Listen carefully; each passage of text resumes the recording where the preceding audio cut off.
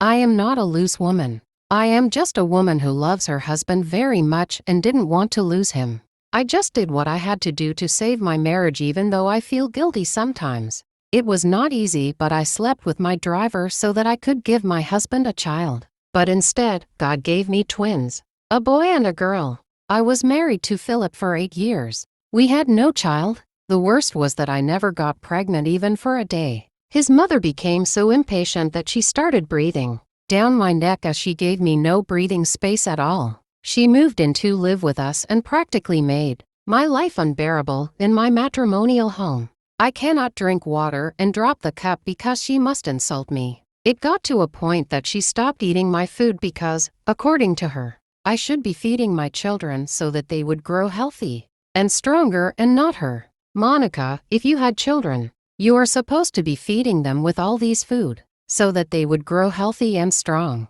I am getting old, so I don't need all these nonsense you call food. Take them away and give me grandchildren, she would scream. She also stopped talking to me, however. The only time she talks to me is when she wants to insult me and remind me of how less a woman I was. Philip and I love each other so much that he stood by me despite all his mother did or said to frustrate me to leave him. We visited different specialists and they all certified us medically all right. I have visited churches, held vigils, and even fasted for days. Drank various concoctions of varied colors and combinations, all in the name of getting pregnant so that my mother-in-law can stop humiliating me, yet I couldn't get pregnant. At a point, I stopped coming out of my bedroom because it was obvious my mother-in-law had vowed to frustrate me out of her son's home. Most times, I just stayed in my bedroom and either cries, pray, think, and then sleep off because I was scared of his mother confronting me.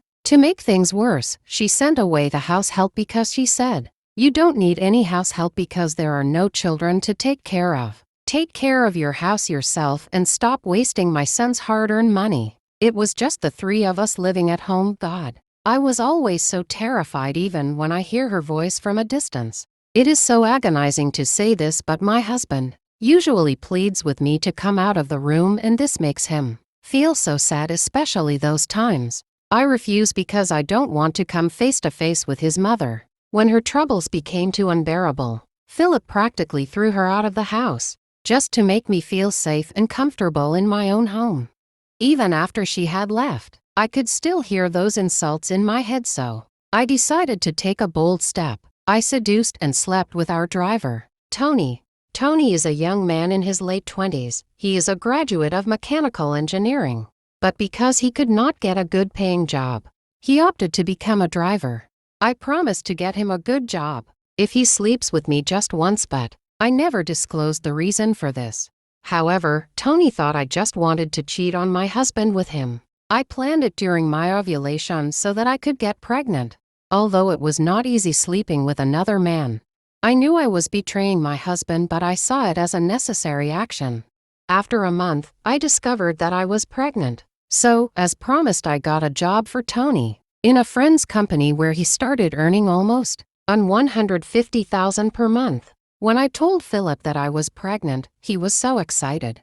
"Sweetheart, God has finally answered our prayers. I am pregnant," I revealed. When I was 5 months pregnant, he informed his mother and she immediately returned to the house. She pampered me like a baby and also took good care of me. I never wanted to do any scan, but my mother-in-law insisted. When I finally did the scan, it showed I was pregnant with twins, a boy and a girl. My mother-in-law and husband were extremely happy while I felt much fulfilled. God, thank you for compensating me with a set of twins. After 8 years of barrenness, I muttered. When the twins were born, the girl took ill for some time. It took a while before she fully recovered after several treatments, and this got me worried. Philip and I insisted that blood tests be carried out on them to determine their blood group and genotype, and then came the shocking revelation. The doctor informed us that although their blood groups are both A, however, their genotypes are S for the girl and AA for the boy. Meanwhile, Philip and I are both A. I wanted the ground to open and swallow me up because I felt Philip would ask questions, but to my surprise, he did not. He just said, "Sweetheart, let's go home. We have had quite a long day. You and my babies need to rest."